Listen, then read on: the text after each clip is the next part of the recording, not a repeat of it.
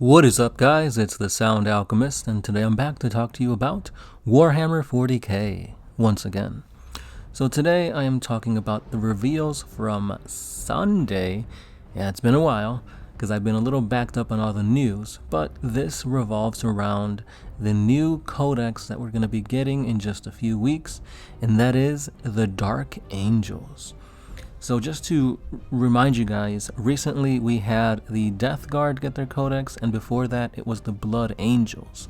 So now we have yet another Space Marine chapter, and that is the Angels who are hunting their own, the Dark Angels. So first of all, I want to say that the actual book, like the codex, the cover, the art is phenomenal. Beautiful, I love it. I just like the aesthetic, the look of that Dark Angel with the plasma gun. It looks amazing. So basically they're just saying, hey, the codex is coming out, pick it up, as well as with the data cards. So the data cards, they're basically just cards to help you keep track of like your psychic powers, your stratagems, etc. So it's not necessary, but they do help. And to help you get your Dark Angels actually on the board and playing, they've got a new combat patrol. This one's kind of similar as to what they did for the Blood Angels, except this one, I think I like it a little bit more. You've got about 25 power level of models here. Your HQ is a chaplain. You've got 5 intercessors. You've got 3, what are those guys called? Interceptors? That's the guys with the jump pack. And then you've got your Redemptor Dreadnought. So all in all, a pretty solid force if you ask me. The only thing that I'm concerned about is hopefully I believe they're called Interceptors. They have the option to be giving the plasma version of their weapon instead of the bolt, because they have here pictured the bolt weapon, but if it's plasma, it'll fit more with the aesthetic of the Dark Angels. And they got it right with the Dreadnought. He's got that plasma cannon or whatever it's called, and they got it again right with the chaplain as the HQ. So definitely a good start. And if I didn't already buy like 3 of these units, I would have gotten this box, but unfortunately the only thing I could use from here would be the Dreadnought, but depending on the price I might just pick it up. Continuing on with more reveals, they say that we're finally going to be able to get the Stormspeeder. So the Stormspeeder that you see here is just one of 3 variants that you can build right out of the box. You've got the anti-infantry Hail Strike variant, the armor melting Hammer Strike, and the warhead launching Thunder Strike. So hopefully it seems that you just gotta switch out the top portion and the weapon barrel of the guns.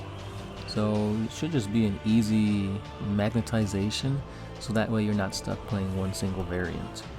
But to the more juicy stuff, we've got some Bladeguard Veterans that are finally going to be available for purchase on their own without having to buy the Indomitus box set. So Bladeguard Veterans have always been a unit that I've kept my eye on because they just look badass. I mean, look at them.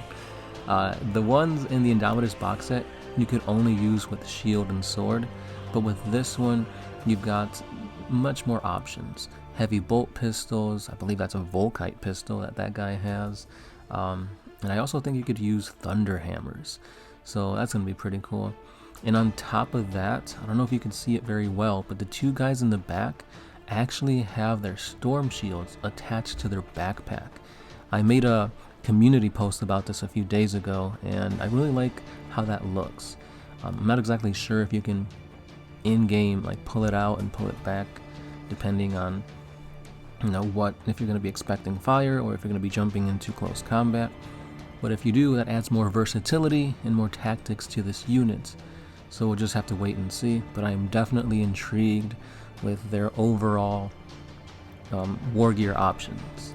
And speaking of war gear options, we also have another unit that was in the Indomitus box set that now you can purchase separately, and that is probably one of the best units in the game, the Primaris Eradicators. These guys are what you use to crack open tanks, to melt away monstrous creatures and Primarchs. These Eradicators went up in points with the new FAQ, which they should because they're disgustingly, stupidly strong. However, now you can have the option of switching their weapons, whether it's a melter rifle, a heavy melter rifle, or I think they could also just get a regular melter gun.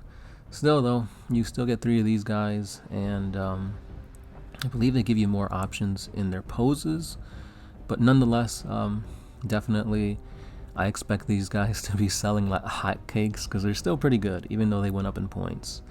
And then, of course, that was all Space Marine centric. They had to throw in a little bit of Xenos here, and they gave us a Cryptek, the Psychomancer. So these guys use their knowledge to basically confuse the minds of their enemies.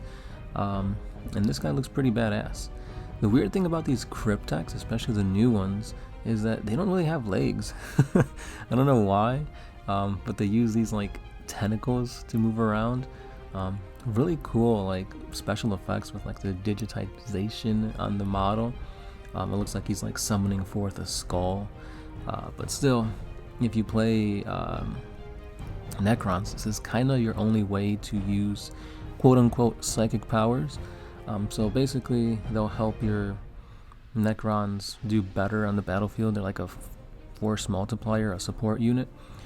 So if you're into that kind of aesthetic, if you use Crypteks, this is another one you can buy separately. I don't think this is the exact same model in the Indomitus box set, but I could be wrong. Now there's a little bit more to this article here, talking about Warhammer Underworlds, like the Age of Sigmar game, and there's a few stuff with like Black Library. But if you guys want to see the entire article, I will be linking it down in the description below so you guys can check it out in its entirety. And that's all I got for this video, kind of a short one. Before I leave, I do want you guys to let me know, what are you going to be picking up? Are you for sure getting the Eradicators? Because these guys are stupid good in the game. When I was doing my 2020 in review, I put them as like number 2 best unit, or was it number 3? Anyway, Eradicators are really strong. Whatever you want to die, just point them at it and it's gonna die. Like, I don't know why they exist. But anyway, Eradicators are probably going to be the most selling things, so be sure to pre-order them before it's sold out. After that, I'd probably say the Bladeguard Veterans. And then depending on the price, maybe that Combat Patrol box, because the units on there are really good. But again, let me know if you're going to be picking up the Dark Angels Codex. Let me know if you're actually interested in playing Dark Angels. And that's all I got for today, guys. Thank you for listening, and as always, this has been the Sound Alchemist, part of One Mind Syndicate, and I'll catch you then.